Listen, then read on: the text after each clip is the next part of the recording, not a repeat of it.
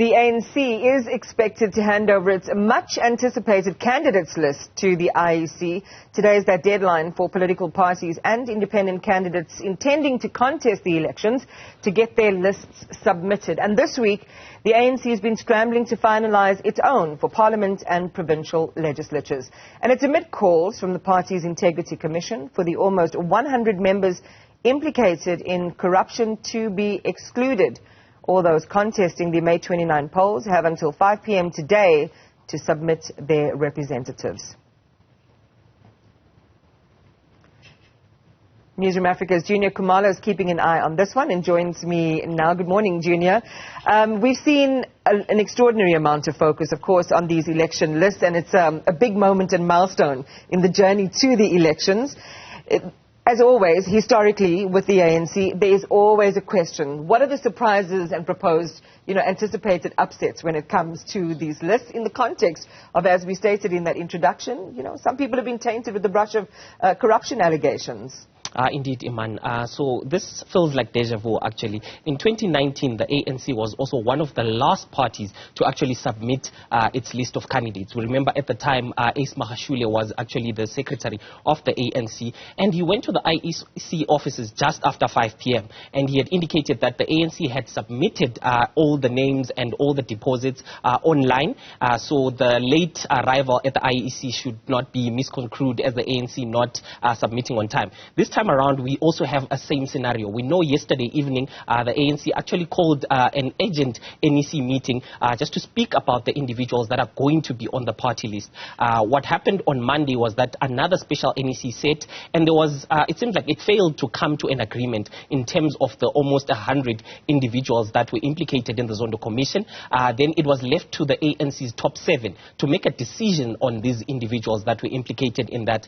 We understand that yesterday evening, the top 7 actually forwarded about 5 to 6 names of members that should be left out on that list. These include Zizi Wodwa, these include David Mahlobo as well. So imagine from 100, only 5 individuals that were implicated are the ones that have been proposed to be left out from that list.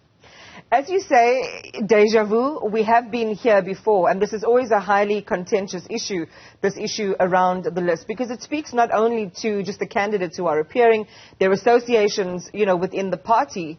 Then on the other hand, this face of clean governance and house renewal that the ANC has been talking about over the last few years, whether that actually is real or, mythical. So what are we expecting, Juniour? What are your sources telling you about how this is likely to pan out? So we expect actually a briefing from the ANC. It's still unclear whether the briefing is going to happen at Luthuli House, but some of the ANC individuals are suggesting that there's going to be a briefing by the Integrity Committee chairperson, former President Kgalema Motlanthe, at about 12 o'clock at Luthuli House, who's going to explain the process of vetting these candidates and explaining why some of the individuals who were implicated in that Zondo Commission might find themselves in this list. So in the meeting that actually happened, the NEC meeting that happened on Monday, some of these individuals argued that there are no charges against them. They've been implicated, but there are no charges. So it doesn't make sense for them to be left out of this list without any charges. What happens if no charges are actually filed within the 5-year term of the upcoming judgment? So upcoming administration, sorry. So that's the argument that was being made. And also the ANC is a bit tentative in being harsh on these individuals because they know some of them might jump ship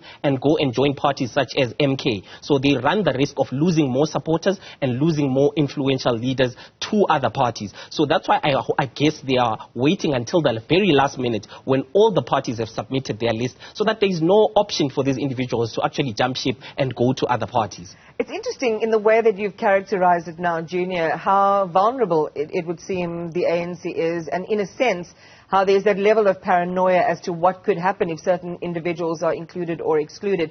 But take our viewers back into the concept of accountability in the ANC, and there are 2 important instruments to ensure that that accountability is there in terms of the Integrity Commission and the Integrity Committee and the ANC's internal disciplinary processes, because these matters should have been kind of put through the internal filtration, and then it would have made it much easier for them to decide, well, who's in and who's out. Indeed. Actually, let's start here. There is actually an ANC electoral committee that's supposed to vet all of these individuals. So most of them should have looked at whether these individuals have criminal records. Andile Lungisa is expected to be in that list. He was convicted for 2 years in 2016, but he is still in that list. So what is then the process of the electoral committee if individuals such as Andile Lungisa find themselves in that list of the ANC? And indeed, you spoke about the Integrity Commission of the ANC, which also was supposed to actually speak to those individuals. There are about 95, 97 individuals that were implicated in the Zondo Commission.